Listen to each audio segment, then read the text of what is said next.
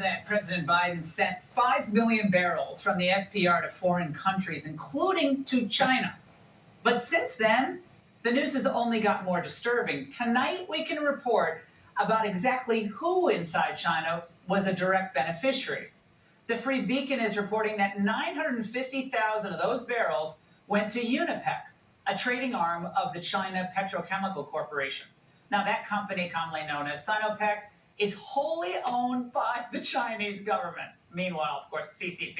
Now, here now is Daniel Turner, founder of Power the Future. Daniel, I keep saying this is beyond disturbing. The words don't even capture this at this point. Tell us why this matters. There's also a Biden connection to Sinopec.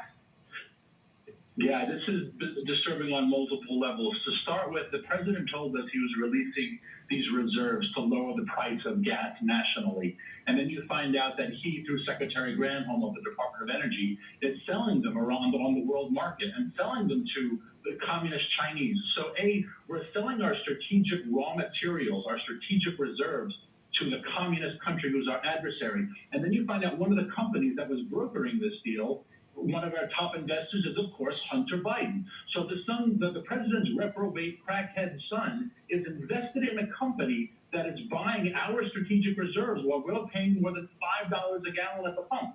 If we had an impeachment hearing about a phone call with Donald Trump and President Zelensky, if this doesn't cause Jerry Nadler and it doesn't cause Adam Schiff to ask some questions and for Congress to do its job and wonder how this Biden crime family is profiting while the American people are suffering, I don't understand if there is a more offense that is more worthy of investigating for impeachment. Let's put it that way. Well, where's the New York Times on this? Where's the Jeff Bezos Washington Post on this? I mean, this is a massive story. And people ask if the Biden administration, the Biden family is owned by China, because they're about to lift the tariffs too. We know that.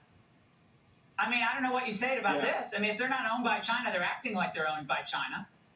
And the president also used the Defense Authorization Act, using military powers to commandeer the purchase of wind and solar that are also made in China. So thank goodness for the Free Beacon. Colin Anderson, who wrote the story, deserves a shadow because they broke a major story. But I'm getting angry at this, Laura, for very personal reasons, because this president just last week questioned our patriotism. The press secretary said that we were not upholding our American standards. We've been told that we're shills of Vladimir Putin because we, the big bad oil and gas company, aren't lowering prices. We were accused of price gouging, profiteering. And then you find out his administration is selling oil on the world stage, and potentially his own family is profiting from it. And that is beyond offensive.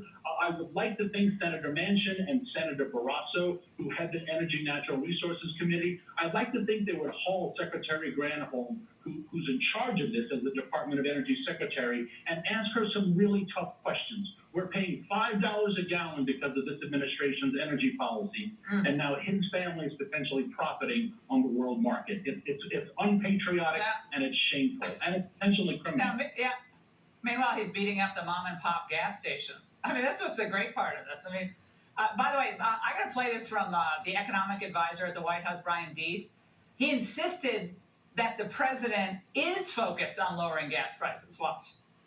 We have to show action on behalf of the American people, and that's exactly what the president is doing. And every day he's focused on practical things that he can do. So the release of oil from the Strategic Petroleum Reserve sounds esoteric to people, but oil market analysts you've got on this show will say it was single-handedly responsible for keeping oil prices going higher. Daniel, why did he send it to other countries, especially China, that is buying oil from Russia, that is fighting the war in Ukraine, that we're fighting a proxy war against? Well, that's exactly it. They're caught in a complete lie. They're telling us they're releasing the strategic reserve to lower prices domestically, and you find out they're actually not bringing it to American refineries. They're selling it on the world market.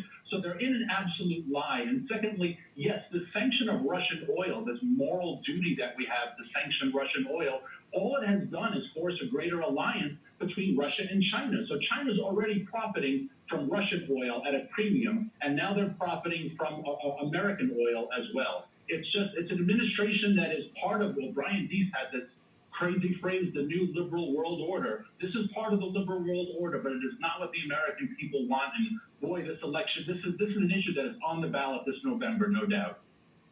Daniel, great to see you. Thanks so much. And